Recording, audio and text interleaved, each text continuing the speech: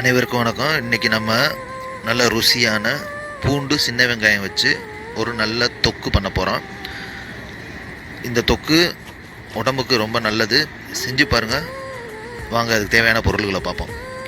பூண்டு ஒரு பெரிய வெங்காயம் சின்ன சைஸில் ஒன்று எடுத்துக்கோங்க. கருவேப்பிலை, பச்சை மிளகா, தக்காளி, கொஞ்சமாக கொத்தமல்லி தழை, சின்ன வெங்காயம். இப்போ இது எல்லாத்தையும் பூண்டை ஃபுல்லாக உரித்து, பூண்டு சின்ன வெங்காயத்தை உரித்து தனியாக எடுத்துக்கிடுவோம். அப்புறம் தக்காளி அலசி நல்லா கட் பண்ணி வச்சுக்கிடுவோம். பூண்டை ஃபுல்லாக உரித்து எடுத்துக்கிட்டாச்சு. இப்போ அடுத்து சின்ன வெங்காயத்தை உரித்து அலசி எடுத்துக்கிடுவோம். இப்போ எல்லாத்தையும் கட் பண்ணி வச்சுக்கிடுவோம். வாங்க, தக்காளி, பூண்டு, பச்சை மிளகா, சின்ன வெங்காயம், கொத்தமல்லி தழை, கருவேப்பிலை. இப்போ இதுக்கு தேவையான பொருட்களை நம்ம கொஞ்சம் பூண்டை எடுத்து பேஸ்ட்டாக அரைச்சி எடுத்துக்கணும். பூண்டும் அந்த பெரிய வெங்காயத்தையும் தனியாக பேஸ்ட்டாக அரைச்சிக்கணும். அதுக்கப்புறம் தக்காளியை தனியாக பேஸ்ட்டாக அரைச்சிக்கணும். இப்போ நம்ம வாங்க அரைச்சிக்கிறோம். அதுக்கு முன்னாடி கொஞ்சம் புளி ஊற போட்டுக்கிறோம். வாங்க, இதுக்கு தேவையான கொஞ்சம் புளி நான் ஊற போட்டிருக்கேன். இப்போ பூண்டு, இப்போ நம்ம உரிச்சு வச்சுருந்த பூண்டில் ஒரு கால்வாசி எடுத்துக்கணும். அதுக்கப்புறம் நம்ம கட் பண்ணி வச்சுருந்த அந்த பெரிய வெங்காயத்தை சேர்த்துக்கணும். இதோடு சேர்த்து கொஞ்சம் கருவேப்பிலையும் அந்த கொத்தமல்லி தழை நம்ம எடுத்து வச்சுருந்ததையும் இதோட பேஸ்ட்டாக அரைச்சி எடுத்துக்கணும். இந்த 4 பொருளையும் நல்லா மைய அரைச்சி எடுத்துக்கிறணும். குறன்னு இல்லாமல் நல்லா மைய அரைச்சி எடுத்துக்கிறணும். எதுக்கு நல்ல மைய அரைக்கிறோம் அப்படின்னா, நம்ம அந்த தொக்கு பிரட்டி சாப்பிடும்போது அதோட ஃப்ளேவர் நம்ம சாப்பிட்றதே தெரியக்கூடாது. அரைச்சி ஊற்றுனது தெரியாமல் இருக்கணும். அந்த அளவுக்கு அரைச்சிக்கணும். இது குறன்னு இருக்குது, இன்னும் கொஞ்சம் அரைச்சி இந்த அளவுக்கு எடுத்துக்கோங்க. அதே மாதிரியே தக்காளியும் நல்லா அரைச்சி எடுத்துக்கோங்க. இப்போ ரெண்டையும் தனியாக எடுத்து வச்சுக்கிறோங்க. அடுத்து நம்ம என்ன செய்ய பண்ணோம்னா, ஒரு பாத்திரத்தை எண்ணெயை சேர்த்து, பாத்திரத்தில் நல்லா எண்ணெயை சேர்த்துக்குங்க. சூடானதுக்கப்புறம் கொஞ்சம் வெந்தயம் போடுங்க.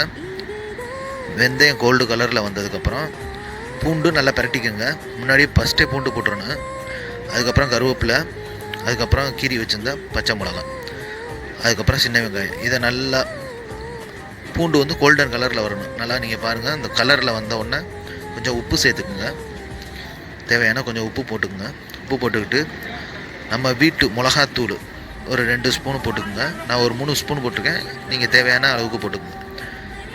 அதுக்கப்புறம் வீட்டில் அரைச்சி வச்சுருந்த மசாலா தூள் கொஞ்சம் சேர்த்துக்கிறோங்க. அந்த மசாலா தூள் எப்படி அரைக்கணும் நாங்கள் இன்னொரு வீடியோவில் நாங்கள் சொல்கிறோம். அரைச்சி வச்சுருந்த அந்த பேஸ்ட்டு, நல்ல மைய பேஸ்ட்டு அரைச்சி வச்சுருந்தோம்ல, பூண்டும் பெரிய வெங்காயம், கருவேப்பிலை, கொத்தமல்லி தழை, அதுக்கப்புறம் தக்காளி, இதையெல்லாம் நல்லா வதக்கிக்குங்க. அந்த பூண்டு பெரிய வெங்காயம் அரைச்சோம்ல, அதை ஃபஸ்ட் டைம் போட்டு நல்லா வதக்கிடுங்க. இப்போ பார்த்துங்க, எண்ணெய் முறிஞ்சு வர அளவுக்கு வதக்கணும். கொஞ்சோன்னு வெல்லம் நம்ம ஊரில் யூஸ் பண்ணுற வெல்லம் எடுத்துக்கோங்க. கொஞ்சம் உப்பு போட்டுக்கோங்க, தேவையான உப்பு போட்டுக்கோங்க. புளியை கரைச்சி இந்த அளவுக்கு வந்தோடனே புளியை சேர்க்கணும். அதுக்கு முன்னாடியே சேர்த்திங்கன்னா அது பச்சை வாடை அடிக்கும். அதனால் நல்லா அதில் எண்ணெய் முறிகிற அளவுக்கு வந்ததுக்கப்புறம் கொஞ்சம் புளியை சேர்த்துக்குங்க. ரொம்ப புளி சேர்க்க வேணாம், புளிக்கிற அளவுக்கு இருக்க வேணாம். தொக்கு நல்லா கொஞ்சம் இனிப்பாகவும் இருக்கணும், கொஞ்சம் புளிப்பாகவும் உப்பு சேர்ந்தது எல்லாத்தையும் கலந்து இருக்கிற மாதிரி இருக்கணும். அப்போ தான் நல்லா ருசியாக இருக்கும். இப்போ நல்லா ஹையில் விட்டு நல்லா கொதிக்க விட்டுங்க. நல்லா சிம்மில்னா வைக்காதீங்க, நல்லா கொதிக்க விடுங்க. ஒரு 20 நிமிஷம் வர நல்லா கொதிக்க விடுங்க.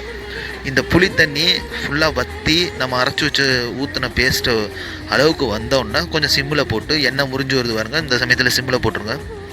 சிம்மில் போட்டு நல்லா இந்த அளவுக்கு சிம்மில் நல்லா தீயை குறைச்சி வச்சு நல்லா முறிஞ்சு வந்ததுக்கப்புறம் பாருங்கள், நான் இப்போ எந்த பக்குவத்தில் வந்துருக்குன்னு பாருங்கள். இந்த பக்குவத்தில் வரணும்.